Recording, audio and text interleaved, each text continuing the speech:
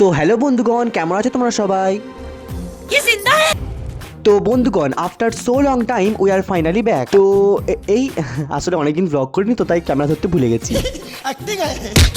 যাই হোক, প্রায় 1.5 মাস পর আমরা আবার ব্লগ করছি, আর এরই মধ্যে আমাদের জীবনে বেশ কিছু পরিবর্তন হয়ে গেছে। এই যেমন ধরো, আমরা এই প্লাস্টিকের সাধারণ বোতল থেকে সুইচ করে এখন চলে এসেছি স্টিলের বোতলে। তবে যেই জিনিসটা একটুও পাল্টায়নি সেটা হচ্ছে সকাল সকাল উঠে কলেজ যাওয়া।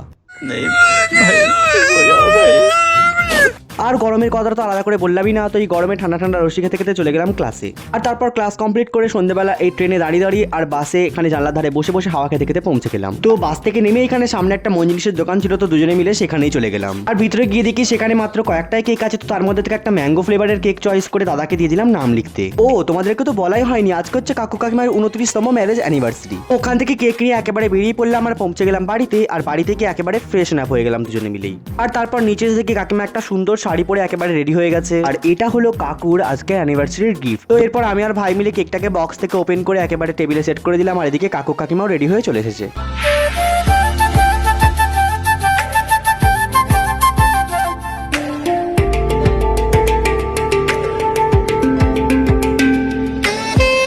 তো এরপর ভাই একে একে সবাইকে কেক খাইয়ে দিল। আর সবসময়ের মতো দিদার পিছনে তো ওকে লাগতেই হবে, তাই দিদাকে কেক খাওয়াতে গিয়েও দিদার মুখে লাগিয়ে দিল। তো এরপর আমাকে একটু কেক খাইয়ে দেওয়ার পর পুরো কেকটা নিয়েও নিজে বসে গেল খেতে। তো যাই হোক, let's come to the dinner. তো আজকে ডিনারে ছিল লাল লাল চিকেন কষা আর ছিল বাসন্তী পোলাও। এরপর ভাই এদিকে বসে গেল স্যালাড কাটতে, আর আমি এখানে টেবিলটাকে একেবারে সেট করে নিলাম। আর এই হলো আমাদের আজকে ডিনার, যেটা খেতে একেবারে অসম হয়েছিল। তো খেয়ে দিয়ে একেবারে চলে এসেছি, পেট একেবারে ফুল হয়ে গেছে। তো আজকে ভিডিওটা এখানেই স্টপ করছি, দেখা হবে আরেকটি ভিডিওতে। তবে যাওয়ার আগে চ্যানেলটিকে অবশ্যই সাবস্ক্রাইব করে দিও।